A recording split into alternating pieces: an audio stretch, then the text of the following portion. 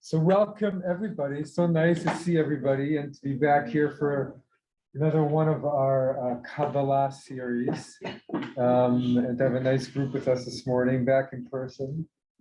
And if we have a time to see Charles, and we'll make sure there are cookies coming also our way, so we can enjoy a little snack as well.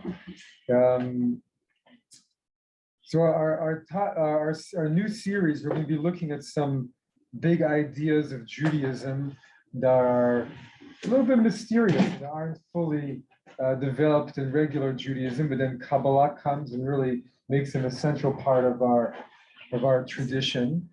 And as always, if anybody has any questions, just to jump in the middle. We'll have some discussions. I'll be doing some teaching, and we're really going to be looking at a topic this morning, which is really very important to Judaism, and maybe in the last 500 years became even more important. And then when we got to the Enlightenment and the more rational way of looking at Judaism kind of pushed it away, the higher worlds. You want to look at it because, what are the higher worlds? But really something that we talk about a lot. So I actually want to start by sharing a story, because often the way we talk about the higher worlds in Judaism is we hear about it through stories and prayers, and we wonder, what does it mean? But this is a story that I usually share around Tisha B'Av when I do. So if you ever come to a Tisha B'Av service, you've heard me share this story before. But this is a Hasidic story about Yitzchak of Vorki. And there's a story that when Yitzchak of Vorki was a great Hasidic Rabbi, that when he passed away, his son waited for some kind of message from his father, in dream or in prayer, and he felt nothing. He felt completely disconnected from his father, Yitzchak. So after 2 weeks, he went to see his father's best friend, who was another Hasidic Rabbi, Menachem Mendel of Kosk. And he went to see, and he said, Menachem Mendel, I haven't heard from my father for 2 weeks. I don't know what's happening. Where is my father gone? I would have expected to hear some kind of sign from him, something from him. And Menachem Mendel said to Yitzchak of Vorki's son, I too have not heard from him. I think it's time for me to go to him. So as the story goes, Menachem Mendel went deep into prayer, into meditation. He began to ascend all the different worlds. First, he went to the higher Jerusalem, and he asked all the souls that were there, have you seen my friend Yitzchak of Vorki? And he said, we did see him. He was here, but he ascended higher. And then he goes up to the higher Garden of Eden, and he sees all the angels there. And he says, have you seen my friend Menachem Mendel? Have you seen my friend Yitzchak of Vorki? And he said, we saw him. He was here, but he ascended even higher. So went even higher until he got to another world. There was a really big forest. And he walked through this forest and walked through for what seemed like a long time, until finally he got to the other side. And there he saw a great big ocean. From the ocean, on the side of the ocean, he saw his friend Yitzchak of Vorki standing there. And as he approached the ocean, he suddenly felt a profound sadness. And coming from the waves, he heard a crying out, tears coming. As he approached his friend Yitzchak of Vorki, he said, Yitzchak, what is this place? And Yitzchak of Vorki said, this is the ocean of the tears of the children of Israel. And I've told the Holy One that I will not move from this place until he dries them all up. And he's still waiting there. But this is a story to tell us a little bit how we see the higher worlds in Judaism, right? A place where we ascend, a place where other souls live, a place where really essential, fundamental parts dwell, right? The tears of the children of Israel, right? This is kind of like in this nebulous place is a place where the children of Israel are crying out to God, and where we can speak more closely to God, right? The ascension, we're going for higher and higher, closer and closer. Maybe some other places where we feel that we're talking to God, where we're ascending through the worlds. We talk about other worlds, Olam Haba, the world to come, right? That when we pass away, we go to a higher world. And when, I don't know how many of you have noticed, when you're at a funeral, we say the El Malei Rachamim prayer, right? In the El Malei Rachamim prayer, what are we praying for? We pray that our Holy One ascends to the pure heaven, right? And that there they should go ever higher under the wings of the Shekhinah. So what does it mean when we say that? What exactly are we praying? Where are the place that we are praying for them to go to?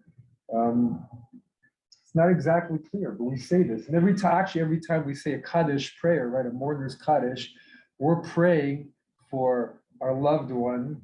It's like giving them a little bump, that they should go further up to a higher place. And what is a higher world? That's really what we're going to be talking about today. And so the higher worlds are a place that we've believed in for thousands of years, are a place you go to when you pass away, that you can go to in prayer or in meditation. And it's really, so what exactly they are for a long time wasn't clearly defined, right? In Judaism, we don't clearly define these things. But there's a very interesting early disagreement between two rabbinic sages, Hillel and Shammai, who argued about a lot of the fundamental ideas of Judaism. And they had an argument about what the nature of our world. And Hillel's argument was, well, our world right here, this is the main thing. And the heavens, that's just like an attic on top of the house, right? It's nothing. It's just a very small place.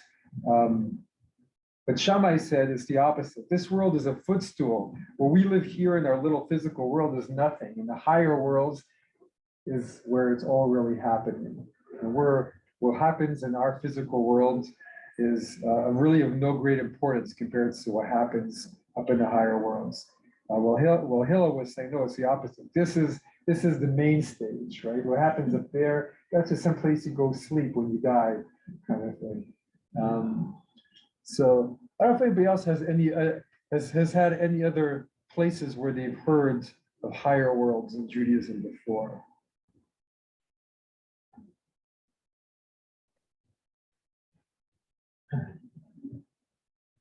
So I think this is really we hear about it in different small places, but they're rarely explained further.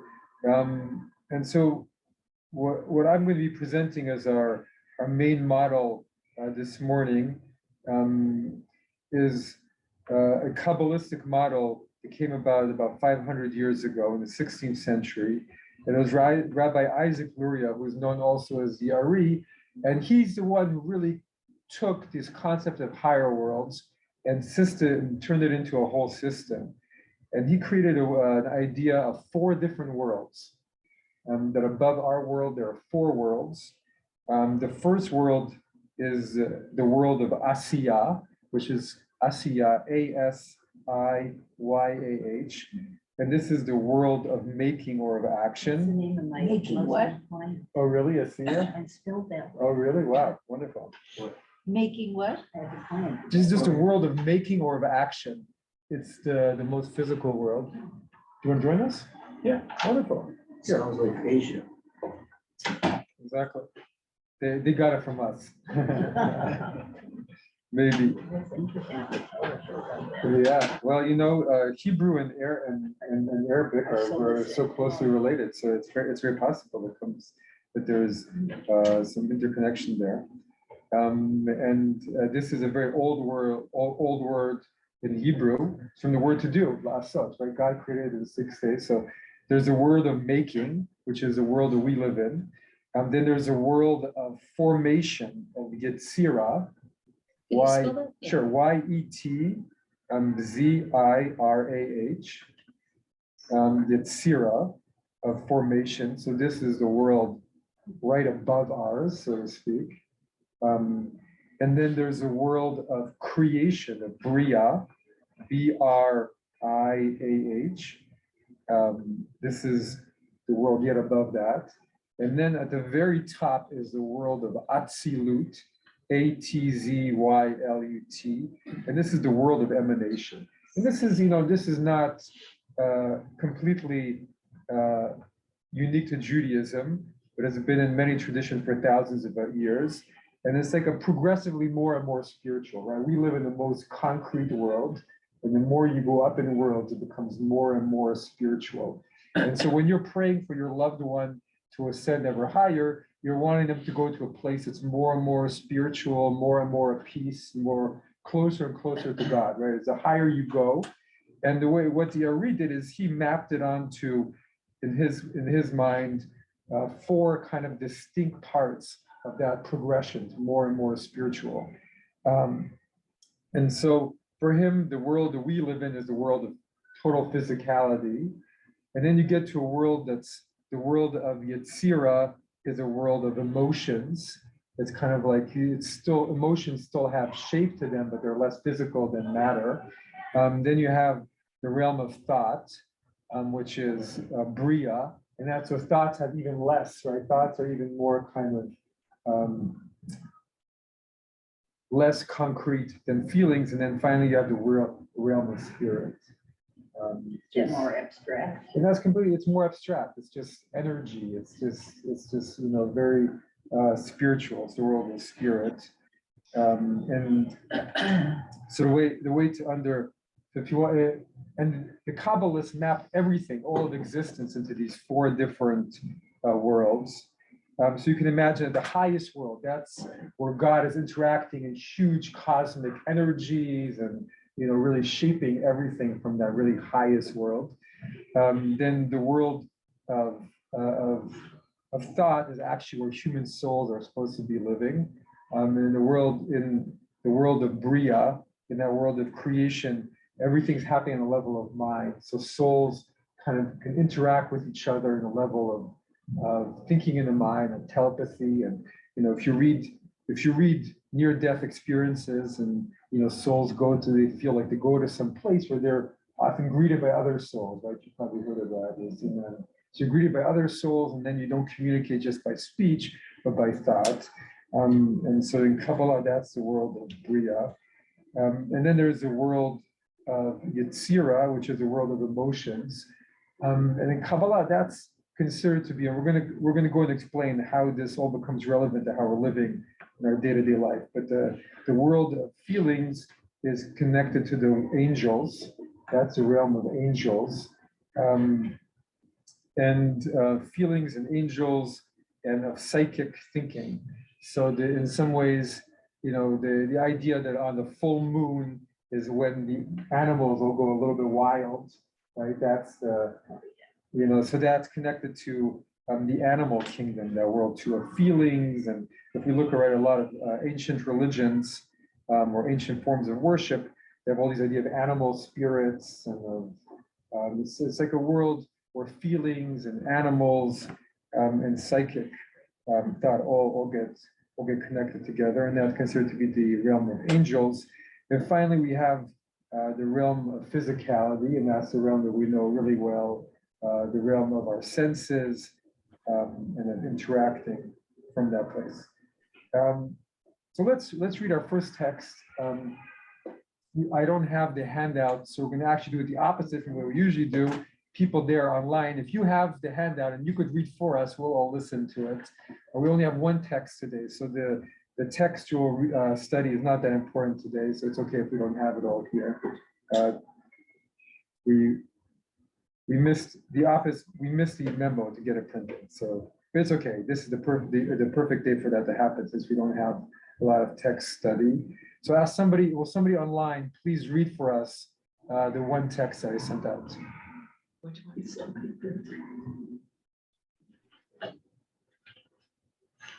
Does anybody have it? I can read it if you wish. Okay, wonderful. Thank you, David. It's called The Revolution of Kabbalah, the Higher Worlds. And it is from Shar 42, chapter 1. First, there are 10 Sephirot of the realm of Atzila, or emanation, which stretch from Atik Yaman, the Ancient of Days, to the Nakuva, the female counterpart of Zair Anpin, the lesser countenance in the realm of Atzila, as is explained elsewhere. I guess the rabbi is going to tell us all about those creatures that are there. And after them is the realm of Bria, or creation, and in it are also 10 Sephirah, like the 10 Sephirot of Atzila. They are called the world of the throne of glory, since they are below the Nukva of Zer Anpin, which is called glory. And the realm of Bria, which is like a throne under her, is therefore called the throne of glory. And after them is the realm of Yetzirah, and it also has 10 Sephirot. And in this world, the angel Metatron is the head minister. With him are 10 grades or squadrons of angels. And after them is the realm of Asiya. And these are the planets in the heaven that surround us, in the midst of which is our physical earth. Beautiful. Sure, go ahead. Okay, we have all these very interesting images and very interesting contemplation. On what Can you hear Vladimir? No. No. You acknowledged us with many different, very interesting images and material, which how they came to these conclusions. What was the basis for these conclusions? Is that just a pure wishful thinking of imagination, or it is something which can be based on some Okay, thank you. it can be? I'm very interested in this. What is the basis? Because we live in the real world. Yes. We are not in heaven yet. Well, we're going to get to which worlds we live in exactly a little bit later too. But I think it's a really good question. Where does all this imagery come from? This amazing imagery of angels and the text we just read, which I wanted to bring, which is a text of really dense Kabbalah. And in Kabbalah, what I'm trying to do is really simplify Kabbalah, because Kabbalah itself it's beautiful, it's wonderful, it's so rich in imagery. And it's just talking about the interconnection of all of life, right? It's talking about, we have these 4 different worlds, and in each one you have 10 Sefirot, and all the Sefirot are connected between each other, and there's different visions of God and different ones, right? They're talking about Atik Yamin, who in Kabbalah is considered to be a part of God, because everything is ultimately God, but a part of God that's overseeing the planet. It's almost as if there's a part of God that's overseeing all the life in our planet, and in all the animal life and human life, and going through everything that we're going through. And then there's a part of God which beyond that, which is overseeing the solar system of the whole universe. And what I find really compelling in this is that it's looking as God in a much more complex and kind of organic way almost, because this is the way our regular life is also created, where everything is organic, everything is alive. But to answer your question, where is all this coming from? A lot of this imagery is coming from the Torah and from the Bible. Right, in the Bible, you have angels going up and down, right? The ladders and the visions of Jacob. You have, that would be one place you have like a higher world, right? Jacob has a dream, and in his dream, he sees angels going up and down a ladder, and at the top of the ladder is God. So the Kabbalah is very, very small fragment of the entire Bible, but there, which yes. is not proportional to the humongous world of imagination built on this simple episode. There's many episodes which are visions that are describing something that's beyond our senses, which is what religion is built on. Truly, is an experience of. I would say prophets. Based on prophets having experiences of life beyond their senses, and then everybody tries to understand it from their point of view. So in the Torah, Moses had a vision of the burning bush, and he tried to understand, what am I seeing? So he said, I see a bush that's burning but is not consumed. right? That's his way of understanding some kind of experience that he was having. That's the first episode of reciting. And so this is when prophets have some kind of experience, they also try to understand it. But their experiences, when they're very powerful, I think, other people can feel the power of their experience, and it becomes something even thousands of years later, you read about it, and you can still feel this was something so powerful that it still speaks to me. Now, if one of us talks about an imagination that I had, I don't think anybody past tomorrow is going to care about our imagination. But what makes an experience powerful is that when you hear it, even though it's not your own, you feel that there's something true to it. And obviously something of great magnitude, thousands of years later, it still has resonance. People still read Ezekiel's vision and they feel, wow, I can't quite understand what it means from my point of view, but I know that this is something real. But I will say that a beautiful text I once read said that a single spiritual experience of our own is infinitely more valuable than reading of anybody else's spiritual experiences. So in some sense, we only have our own spiritual experience to build on, to understand the spiritual experiences that we read about that are embedded in all of our scriptures and all of our texts. And this takes us back to really what the Kabbalists were going through, which was they were having spiritual experiences of their own, and they were interpreting it through the language which they knew, which was the language of Judaism. And so they were experiencing what we could call higher worlds. And instead of using, a lot of them were in Spain and in France, so they could have used the language of Spain and France, but they were deeply embedded in Torah. So they used the language of Torah. And a lot of them were deeply embedded in the complex world of the Talmud and the rabbinic thought, which is so sophisticated. So they created a really sophisticated, complex world, because that's just our overactive Jewish brains trying to interpret spiritual experience. And so that's why they made it really complicated. On the other hand, what I think is really powerful is we've got to also think that us developing this Jewish mind is also part of the plan, and maybe part of our contribution to the world from a mystical, spiritual point of view is using the complex Jewish mind to understand the realm of spirits. And that there is something beautiful that we have to give to the world, which is, melding that Jewish understanding, that overactive Jewish mind with spiritual experience. And we'll get to how it's connected to our worlds. But so where does all of this imagery come from? It all comes from a rabbinic tradition. It all comes from the Torah and the Tanakh. The Kabbalists don't create anything new whatsoever. They just develop it further and further and make it a system. In their minds, their basic question is this. If it says in the Torah or in the Talmud that there is a world to come, what is that world? They want to know about it. What does that world look like? Let's not leave it nebulous and just something mysterious. They felt that it was important to try and understand it. And if we feel that when you pray, God is, you are experiencing God when you pray, what does that mean?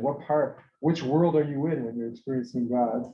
Because they felt that if you know that, then you can go more deeply into it, and you can ultimately bring God more into our world and transform this world and bring more peace into your life and bring more joy into your life and fulfill what it means to be. Did they feel part of the rest of the Jewish community?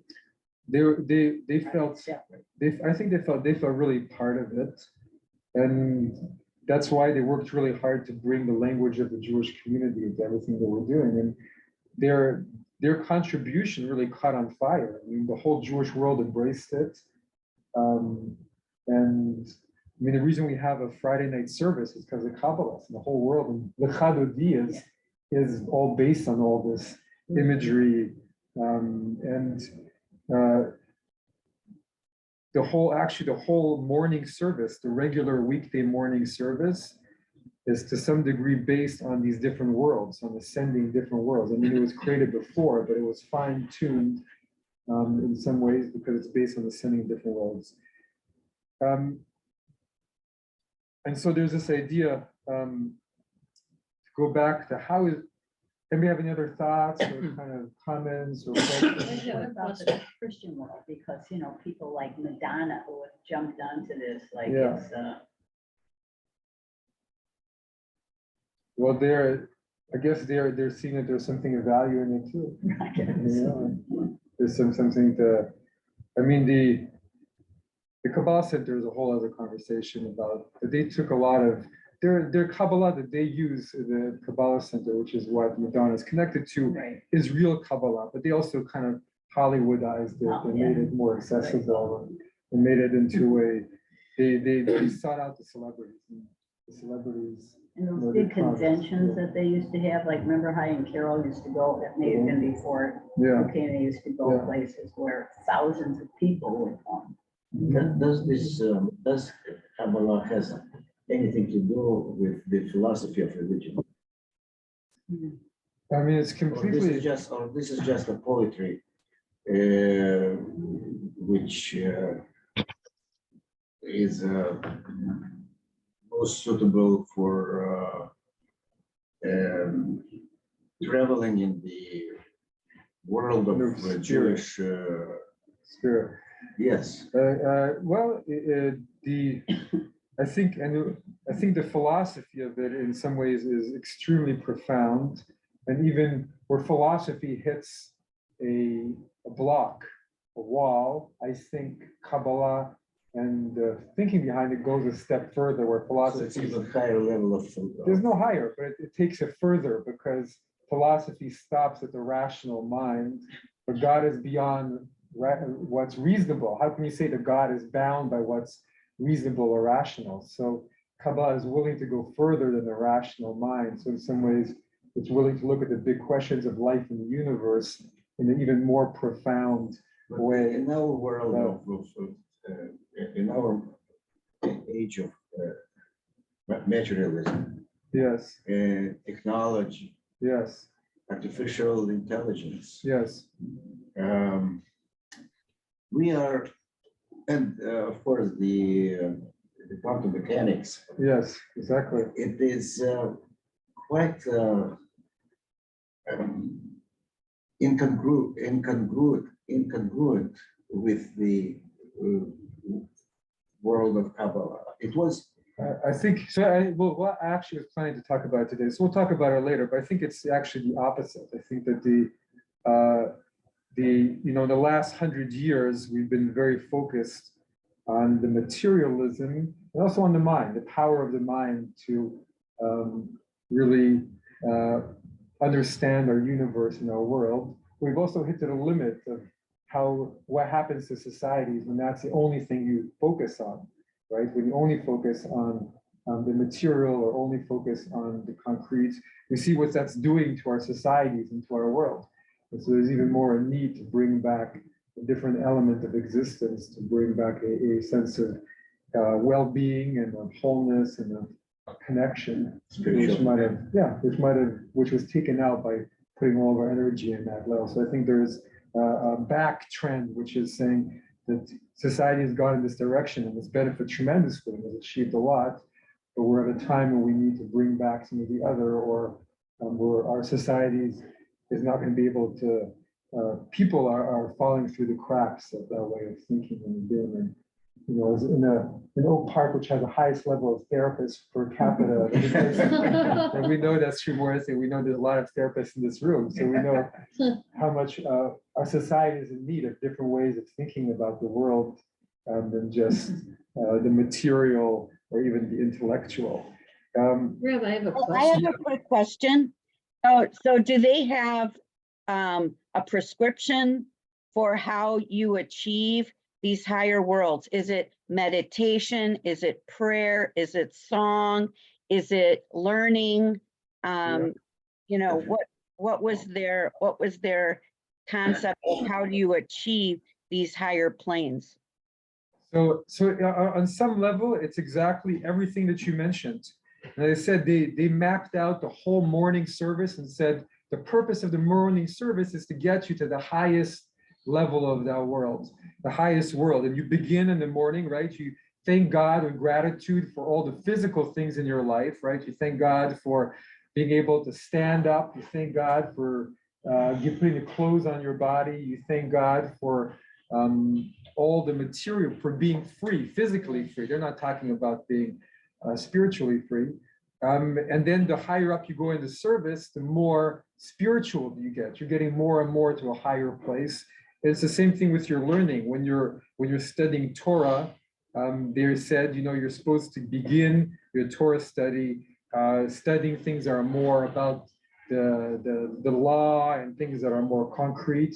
As you go on with your study, you're supposed to get more and more spiritual.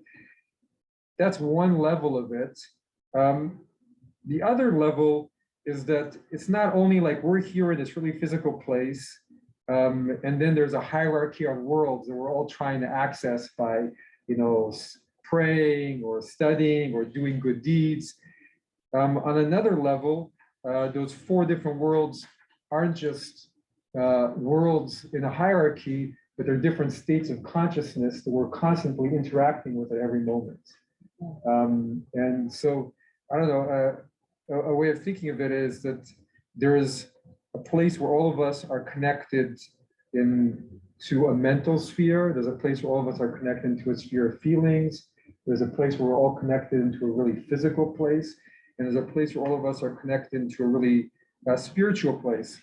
So I wanted to ask you if there's any time you can think and share of where you felt really you're completely in a different world, like an intellectual world or a feeling world or a spiritual world or a physical I was world. gonna say, sort of related to the question that I've had about accessing, because I've had this sense of significant, you've heard of the expression significant dreams, where, you wake up and you feel very profoundly affected by something that happened in a dream, someone that you connected with, something that happened. And I was just wondering if the Kabbalists talked about, accessing these higher worlds, or maybe having an easier pathway when you're unconscious or semi-conscious. Well, beautiful. Well, I think it would say that there's different levels of dreams. There are some dreams that are coming from the highest world, are really coming from a place of spirit, and some are coming more, as you said, a significant dream, which is a dream where, at least according to I think Kabbalah and other spiritual traditions, a dream where you wake up and you remember it completely clearly, and it's a dream that you remember your whole life, that has such a sense of clarity and of message to it, that is something that is coming to you through a very high world. And the more I think the consideration is, and this is a very traditional way of looking, the more evolved you are spiritually, the more you're able to receive that kind of communication in your waking state. And sometimes God can only communicate with you through a dream because you're too dense when you're awake, and so when Distracted. too distracted, too many things going on. But when you're asleep, that's when that level. And so the way the traditional image is what's called an aspakalaria, which is an Aramaic word for like a mirror. So like in ancient times, mirrors weren't anywhere near as clear as they are today, right? They were a lot more blurry because they were made of materials. So that's like your instrument for receiving spiritual message, right? The more blurry it is, the more it can come only in dreams or in messages. But this is Maimonides, right? The more clear it is, the more God can communicate with you, or is always communicating with you, and you can receive it more and more clearly. And I think in terms of these different worlds, the more you're interacting and relating to that world of spirit, the more that's the place you're living from, and that's more the place where you can receive the message of the universe in its most essential way, right? Because when you get to the higher world, is basically the essence of the universe. So there you're receiving the essential DNA of the universe in its most essential form. Does that answer your question? That's I very would helpful. say in terms of accessing, there's 2 different ways, and one would be nature.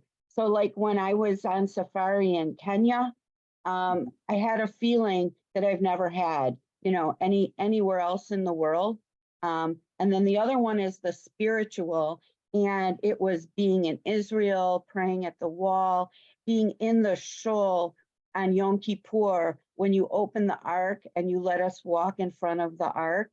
And at the end of the Torah service, when the whole congregation sing Etz Chaim, that it fills me so much, and I have this feeling like I'm taken out of where I am and brought somewhere else. Beautiful. Well, so I think many people have those different places where you're much more open at experience. Why do people come to Minyan every day? Because you feel Minyan is feeding your soul. Something that's giving you something in your day that you carry with you. And I think that part of this whole thinking is that when you're receiving from a place that's really in spirit, that's what really feeds you, what you're looking for the most of anything, right? We want to be fed mentally, we want to be fed in the realm of emotion, but when you receive a spiritual food, that's food that really is life nourishing. And you remember going on safari and that you felt different, that there was something really deep there. You remember praying at the wall that Friday night we were all together praying at the wall when we were all on our congregational trip. And that's where you remember a dream that you had 20 years ago. And because you're receiving something that's profound and real and touching a deep part of yourself.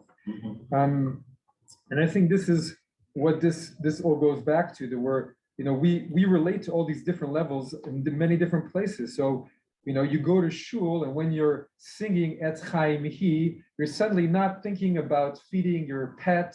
You're not thinking about, your meeting that's coming up. You're not thinking about this worry you've had all day long. You're suddenly forgotten all of that and totally immersed in singing. Or, when you're in Israel and having a really wonderful trip, also all your regular worries that are there are suddenly gone, and you're just in the space of the trip for 2 weeks. Or when you're in nature and walking along and really feeling connected to nature. Like on that So Friday night. Yeah, exactly. At the wall. Like the Friday night at the wall, or even hear a musical Shabbat, Oh, right? that does it for me, right, but that Friday night at the wall. That Friday at the wall was unbelievable. unbelievable, right? So because you're connecting directly to that world. And so now we're getting into really Kabbalah, but there's an idea that there's different places are more in resonance with more of these different worlds.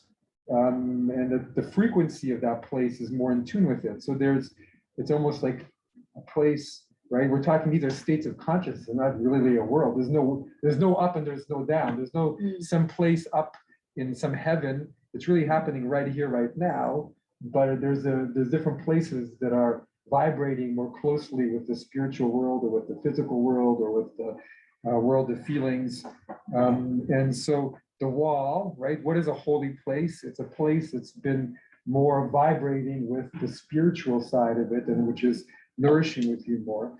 And so before we get to your question, I just want to continue talking about this. I want to answer your question. But 1 second.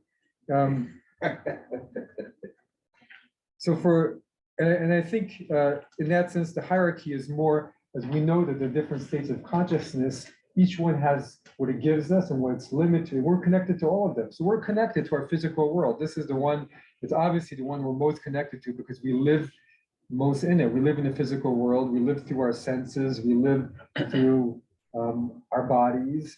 And yet, even science has shown that when you get to the really small, the subatomic or the galactic, the rules of physics don't apply in the same way, right? And on some level, there's particles that are going, our hands look like they're solid, but really that are moving between our hands and the table and other people, and nothing is solid. Everything is really moving. It's when you get to the subatomic and to the galactic level, the actual physical world itself no longer makes sense in the same way.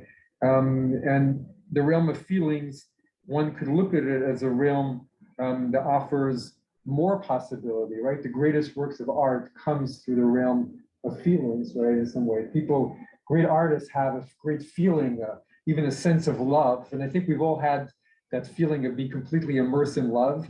And it's like a world, right? When you're completely in love, it's like a whole world. You look at the whole world with rose-colored glasses, as people talk about, right? So you look at the world through love. And when you're mad, you look at the whole world through, the world through that feeling of being mad. And so it's like Love you're is more completely, fun. love is more fun, right? When you're in love, it's much more fun. But it's like a whole world. You're in that feeling, and that feelings are amazing. How much it can contribute, right? It can have you write a whole book. It can have you do the most beautiful piece of art. It can have you contribute something to humanity. But yet, even the world of feelings has its limitations, right? Feelings also can cloud your judgment. Even the good feelings can cloud your judgment. And ultimately, there's a grossness to it. It's thick, it's dense. And so even when you're immersed in the feeling, you could say this is why I think Ari mapped it this way, an even more subtle, more sharp and precise way of looking at life is through the world of thought. And we know you can be completely immersed in thought. You can be completely immersed in an intellectual idea and have a 3-hour conversation with someone about some intellectual idea and, be immersed in that level of thought. It can take you so far. And through our minds, it's amazing to see what humanity has been able to achieve, through sciences and literature. It's literally a world. People are wow. The image of the absent-minded professor. I know my wife sometimes says to me, you didn't see this thing in our house. You must be it's your absent-minded professor. We've all been lost in our thoughts a little bit, and so it's also a world, right? You're lost in your thoughts, and as we were saying earlier, and I think Vladimir was commenting, the last few hundred years, and especially the last 100 years for humanity has really been about that intellectual exploration, right? And using the power of the mind to figure everything out in our world and creating whole ways of thinking. And, when I think about, it's funny you mentioned AI, but artificial intelligence, it's getting to a place where it's even taking this level of mind connection beyond what we're capable of, because AI builds on itself. At a certain point, it's not about us creating the AI, but the AI learns more and more and more from other thoughts it creates. But even then, you see how the intellect itself is limited, and you see it with the AI. When you try and have an artificial intelligence teach itself to be a living, thinking being, you see the limits of it. You try talking to even the most sophisticated AI for more than 2 or 3 hours, and it starts to say really scary things. I don't know how many of you saw the New York Times article about where AI was going, because mind by itself is not enough to understand humanity and to understand what it means to be a living, thinking being. And the societies that we've built over the last 100 years reflect that, right? There's the well-being of the individual has been lost on some level in societies that we've created. And there's just a limit when you reach the limit of our intellectual ability to understand what it means to be alive. And so I think that this is where we get to the realm of thinking about soulfulness, and what does it mean that we all have these moments in our lives. And I think pretty much every person in the world has had moments where they've gone to a place or been in nature or been to or had a religious moment, sometimes surrounding a loved one who's passed, where they've experienced something of spirit. And because our society is only beginning more to once again look at that, it's a door that opens and that changes their lives. But then because there's no framework to understand it and expand it, that door closes. And then they don't continue the exploration. And this thing, which is the most nourishing thing in their life, which they remember their whole life, they never take to the next level, never try and take and integrate it, become more a part of life. And so, on the other hand, even as our world has become so physical and so explored the mind and the material reality of life, I think there has been also at the same time a real exploration a beginning of exploration of the spiritual side, and even from a scientific point of view, using that same quality of mind we brought to others. And the work that's been done in the last 10, 20 years on, where does consciousness come from? Does consciousness really come from the mind? And all kinds of scientific ways of exploring that. People who are neuroscientists and who are trying to look, well, where does consciousness truly come from? And then places where there really is a way of exploring it from a scientific point of view, with near-death experiences and accounts of near-death experiences. They're inexplicable according to science, right? People who are on a table and then have an experience. This has happened and cataloged many times, an experience where they feel they're floating above their body, and they see things happening in other rooms that would be impossible to notice. And they come back and they said, I know that in this other room there was a conversation that happened between this person and this person. And there's no evidence-based way of understanding that. And there's thousands of cases like that. And quantum physics itself, the way it's understanding what particles are doing and coming in and out, is us bringing a scientific way of looking at spirit into our very world, and it's part of us seeing that there's value in living in that world. And since we interact with all of these worlds at all times, I think wanting to understand that level, and we've put so much effort into understanding the intellect, trying to put more understanding into the spirit. And what is Kabbalah? Kabbalah is really, a 500 or 1,000 or 2,000 or 3,000 or however old Kabbalah really is, a wisdom that was developed over thousands of years of trying to understand that realm of spirit. And it's talking a language that's not always intuitive to us as moderns, because it's talking really in the language of those rabbis who were living, 1,000 years ago, and they lived in a very different world. But I think that the jewels of what they're bringing to us are still the same, because human beings have always interacted with spirits in a similar way. And now we're at a point in our history where we're trying to interact with spirit more and understand it and bring its power more to nourish our lives. Traditions like Kabbalah have what to teach us about it. And then all we have to do is translate some of their concepts into concepts that make sense with how we live our lives. Rabbi, can I say something for a moment? Sure, My wife and I have to leave in a few minutes. We're going to a funeral. But relating to Barbara's question about one of the ways of achieving these things is one of the more interesting ways is to try and understand with your understanding. So what you do is you turn your intellect on itself, okay? So what you become very self-conscious about trying to understand something, and then think about what tools you're bringing to this to try and understand it. So in the process, what's going to happen is your intellect is going to fray a little bit. In other words, you're trying to drive yourself a little bit Michiganer. So what happens is your intellect frays a little bit.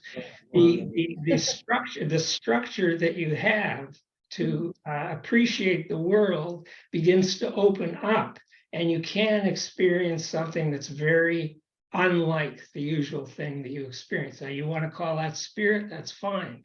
But so what you want to do is you want to turn the intellect on itself. So I want to build on what David was saying, and this is actually a good segue into where I wanted to go next, which is there's also a belief that, okay, there's these four worlds, and there's all of this complex theology and imagery built into it. But there's also a place beyond all of these worlds, a place that's even beyond spirit, beyond light and darkness, beyond anything, any form, any imagery, any of this that we're mapping onto it. And then to some degree, everything that we're mapping onto it, all these different systems, all these different ways of thinking are just tools to get to that ultimate level, which in Kabbalah, at least, is called the Ein Sof, infinity without end, and is just beyond anything, where God ultimately resides, beyond all sensation, all ways of thinking. And as David was saying, one of the ways that people have talked about reaching that you know, the Hasidim would say it's by doing bitul, what they call annihilation. And that's by trying to get beyond all thinking, all intellect. And one of the ways, as David was saying, is by asking your own mind and your own understanding, where does your understanding come from, or where do you come from? Other traditions, Eastern traditions, one of the ways they've done to it is by asking you the question, who am I? Not by answering that question, but by saying, if you ask the question, who am I? Whatever is before, you'll notice that every single answer always begins with I am the. So if you can get before the I even arises, then you hit that place of nothingness. You hit that place of self, capital S. And that's, if you keep asking, who am I? Or another way of you could say is, well, I'm looking right now at the computer, and you ask yourself, who is the one who is looking at the computer? Who is the one who is having that thought? Or who is the one? And so, or another way of thinking about it is, when you wake up, before all of your thoughts come in, there's a split second when you're in pure consciousness, just pure being. It's like a split second as you wake up. And that place is considered to be that place that's beyond all the other things, because beyond all levels of mind, of thinking, of feeling, of existence, even of spirit. It's not even spirit, it's just pure being, pure self. And that's at the core of all of us. And that's a place that's completely unchangeable, nothing can reach it. It's the foundation stone, it's the self of all selves. And that's ultimately the world that we want to inhabit. But it's easy to talk about it, but to actually reach that place and to live in it is very, very hard. And how do you know when you've actually touched that place? You feel, how do you know it? You feel an incredible sense of peace that is beyond anything you've ever experienced before. That's what they say, because you're reaching a place that is just profound peace. There's nothing else there but peace. And so all you can do is, but if you ask yourself, if you ask yourself, who am I? Or try and get to that place beyond even the I thought, beyond the I even begins, then you can touch that place. And that place is the place where God isn't even, there's no duality, right? There's no God trying to do anything, or God being anything, or God saving the Jewish people or not saving the Jewish people, or that is It's just like a lack of struggle, being. right? Like a lack of struggle, lack of angst, or, I don't know how to put it. There's just nothing, there's nothing there. Mhm. But it's not a nothing like a scary nothing, it's a vibrant nothing. It's a place of just complete, well, if you ask, how do I get there? And you say, well, ask yourself, the information that you're trying to find, that's that place. There's no information, it's that it just is. And so that place is just pure being. And so in Chassidut, it's called and a bitul, annihilation, is a place to get there, because you're trying to remove all the ego, not in a place of annihilate your ego so that then you're meshuggah, but a place of you're putting your ego on a shelf, and going to a place that transcends ego, that transcends being. And so, in Buddhism, they call that place nothingness, which is, right, that's nirvana. What's nirvana? It's nothingness. And in Hinduism, that place is called samadhi, which is the highest form of meditation. It's super consciousness. It's going to a place that's beyond all form. And in that place, you can't even talk about it because it's nothing like this regular world. And all traditions have a place. It's the goal of all the Christian mystical prayer and everything. And so we call it the Ein Sof, without it. And again, it's easy to talk about it, but ultimately you can't talk about it. You can just be it. And so that's the world that is beyond all of it. And so on some level, we talk about a place where I wanted to finish our session today is that we talk about these four worlds, but really there's no four, even though we're interacting with four worlds all the time as human beings, and we're like, okay, I've got it. There's four worlds. One is physical, one is emotional, one is intellectual, and one is spirit, and I've got it. I'm trying to work through all of these. And that's really true. But the way Kabbalah imagines it, and the way I see it too, that's just the beginning. There's one world with four worlds, but then there's another world on top of that with four worlds, another on top of that with four worlds. There's ever deeper and more subtle ways of interacting with form, with senses, and there's ever more subtle ways of interacting with feelings. There's ever more subtle feelings and beautiful feelings and exalted, sublime feelings. And there's ever more sublime thoughts.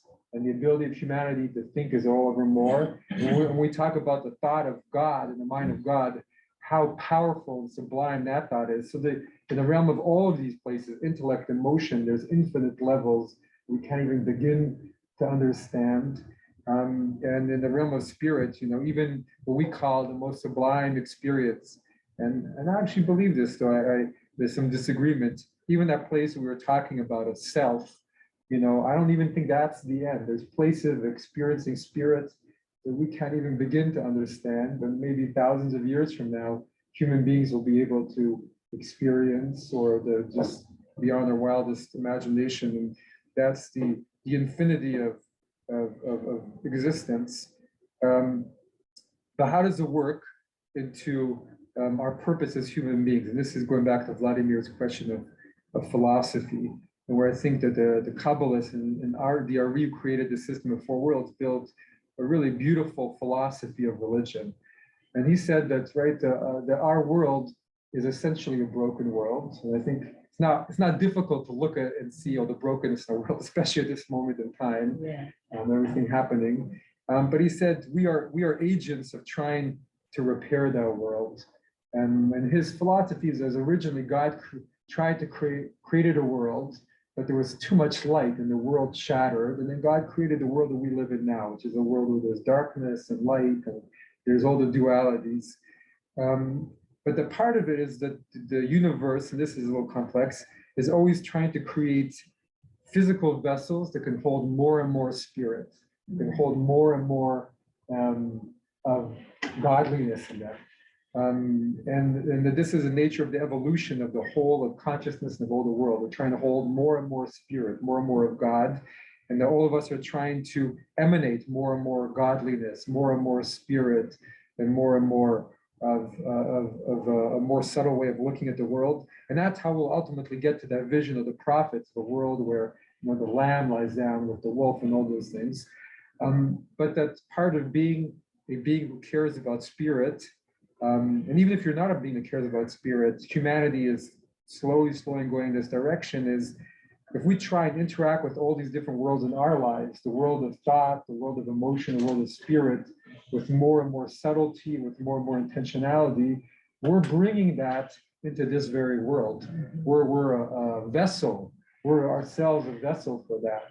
We're a vessel to bring more and more subtle intellectual thoughts into this world, which makes this world a better place. We're a vessel to bring more and more sublime emotions instead of lower emotions into this world. And so we're essentially the vessels, by connecting to all these worlds, of making the world that we inhabit a better world. And so in our lives, because as multidimensional beings, which is what Kabbalah believes we are, that's what this whole concept of multiple worlds is about, we can connect to all these worlds all the time. And if we connect to them with more intentionality and refinement, we're actually changing the very fabric of this physical world and of our interactions with other human beings. I have a question. Go real ahead, quick. yeah. I'll write on your point. Sure, yeah. So let's say, all of us in this room, just for an example, and over there in the line and everything, we're trying to, we're trying to be more mindful. We're trying to connect with these different worlds. Is there something in those other worlds that's recognizing that, Vladimir, Alan, or Norma, are trying to reach for those, like sort of an answer coming back from those worlds? Beautiful question, really good question. I definitely. Does something know? The whole of it is intelligent, right? Because it's the universal intelligence, right? God is all of it. So it's completely intelligent. And the more you connect to it, the more you're creating a link to that place, and the more you're sending and you're receiving, right? The most basic Kabbalistic concept is you give in order to receive and you receive in order to give. So the stronger you have a link at that world is sending you more, because it's also seeing you as a better vessel, right? It's seeing you are able to do the work that it wants it to do. And ultimately, all of us are just here to do that work. So we're here to do that work, and it's saying, okay, you're more interested to connect to that world with spirit. Great. Let me see if I can turn you into a better vessel, which is not always an easy process, because as we know, even from the Torah, right, that's what all the stories in the Torah about, right? Abraham is being turned into a better vessel to be able to do this, right? To bring in ideas and thoughts and spirit into the world at a level that is so great that it then creates a religion, right? But God had to hammer down on Abraham, as the Midrash says, to see if Abraham could work through his stuff, to be able to, Sarah work through her stuff, to be able to be a better vessel to do this, because you can't do this if your vessel is not good. So the work of self-improvement is a part of all of this, because the more you improve your vessel and the more mishigas you have, the less you're going to be able to do this work, because you're going to, the feelings you receive are not going to be at the highest level, and the spirit you receive is not going to be interpreted the way you want it to. And if your whole thing is you want to connect more and more to spirit, but you have a big problem with anger, then suddenly your anger is not going to be just regular anger, it's going to be spirit infused anger, and that's not a good thing for anybody. So as you do the work on self, as you go through this, and you keep trying to connect more and more sublime levels of intellectual and emotional and most of all spiritual connection, then you ultimately are more able to walk the world and fulfill that purpose. Thank you. In the end, I don't know if anybody else has any thoughts or comments, but Well, if you remember the first time you taught meditation, I asked you afterwards, sometimes you see people's faces, and you would say yes. So that time I had seen my mother's face. I never saw again until this morning. oh, really? And I know that it had a lot to do with the kooky dream that I had, because right now I'm in the process of moving my office. And the dream was I couldn't get these boxes unpacked. And I woke up because I couldn't get that last box unpacked. And then I said to myself, it was a dream. It doesn't matter. You can do it if you want to do it. And then when I went to meditation, there was my mother. And I said, okay. She said, it's okay. You can do it. Well, when we open those doors, as I was saying, the door, what they call the second realm, right, of Yetzirah, which is connected to feelings and to psychic, which is, so your big feelings connected to a person or a big change in your life, that can open the door to the other things, right, and the level of spirit. Yeah, so suddenly you open the door and it opens other things in, and that, which is an opportunity too, right, to kind of, okay, what's there? How can it inform other things? I wanted to share just a very, very quick anecdote. My cousin died in a tragic car accident in 2021. He was 30. He was in a car with a couple of other friends. He was a passenger, and I guess the car was bumped from behind into oncoming traffic, and the car he was in was pulverized, so he was killed, I guess, instantly.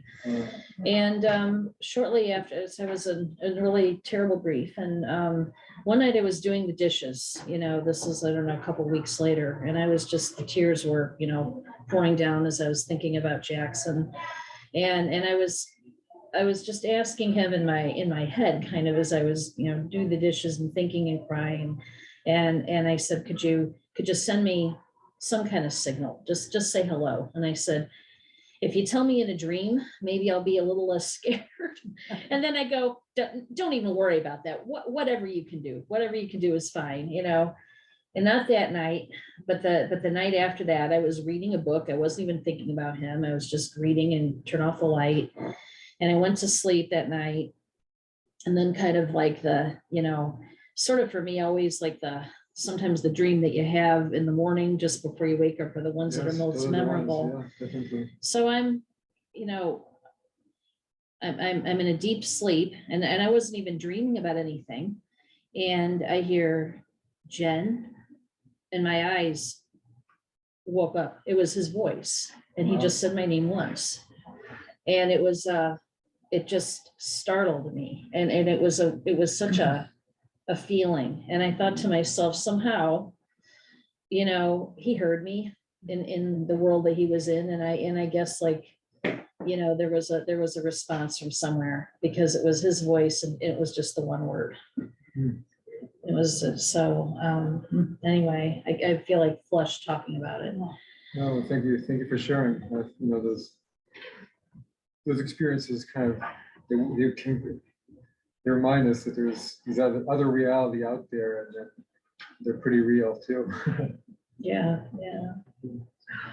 It shouldn't be necessarily scary. It should also be comforting too. That It was. came through, right? Yeah. It definitely was. It definitely was. I think the startle wasn't so much like a fear. It was kind of amazement. And maybe your thinking of him helped him in his transition too, to his transition to whatever is next too. So that's you know, we often think centric about our needs, but those who are passing over also, they have their needs, which is they're going He felt love. they need love, and they need something to help them, because the Kaddish, which we think is for us, is really meant to, you know, according to every text, is meant for the person passing away.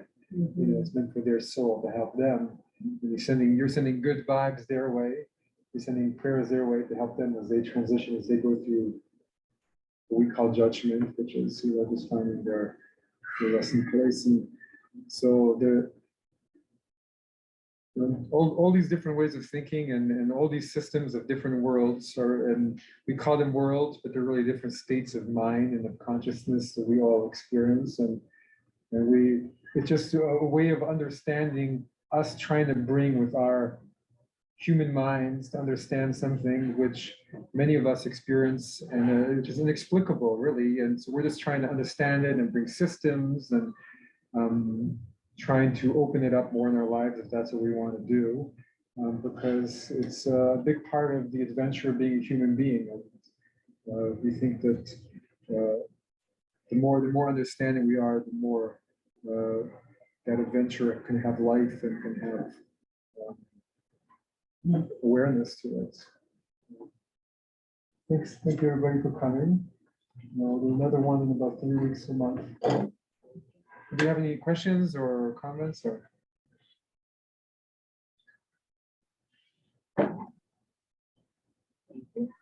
thank you.